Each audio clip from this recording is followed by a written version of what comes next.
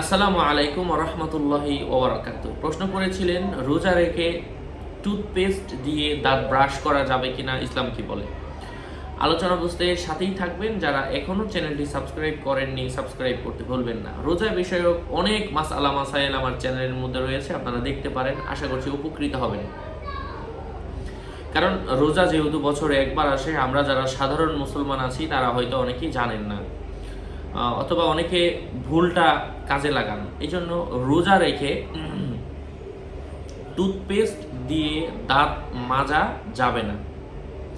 কারণ যেহেতু এখানে লবণ আছে, অথবা মিষ্টি আছে, অথবা তেতো আছে, এগুলো থাকার কারণে আলাদা এক ধরনের মেডিসিন ইউজ করার কারণে রোজা মাকরু হয়ে যায়, অপছন্দনীয় হয়ে যায়। আপনি টুথপেস্ট দিয়ে দাঁত মাজতে পারবেন না। রোজা থাকা অবস্থায় মুখে যেই দুর্গন্ধ সৃষ্টি হয় আল্লাহ প্রদত্ত, এবং আল্লাহ তাআলার কাছে এটা অনেক বেশি পছন্দনীয়।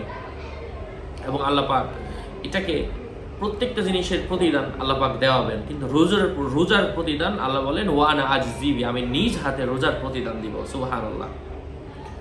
এবং লিকুল্লি শাইইন যাকাতুন ওয়া যাকাতুল জাসাদি আস-সাওম, প্রত্যেকটা জিনিসের যাকাত রয়েছে, শরীরের যাকাত হচ্ছে রোজা। এই জন্য রোজা অবশ্যই রাখবো।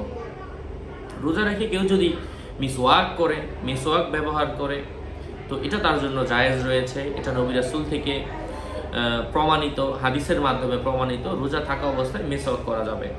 আল্লাহ পাক আমাদেরকে বোঝার তৌফিক দান করেন। আরও আপডেট পেতে সাথেই থাকবেন। সকলের মঙ্গল কামনা করে এখানে শেষ করছি। দেখা হবে অন্য কোনো এপিসোডে। আসসালামু আলাইকুম রহমতুল্লাহি ওয়া বারাকাতুহু।